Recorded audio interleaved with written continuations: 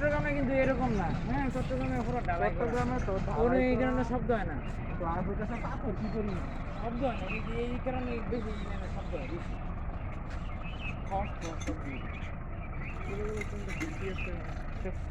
সামনে যদি কোনো ট্রেন থাকতো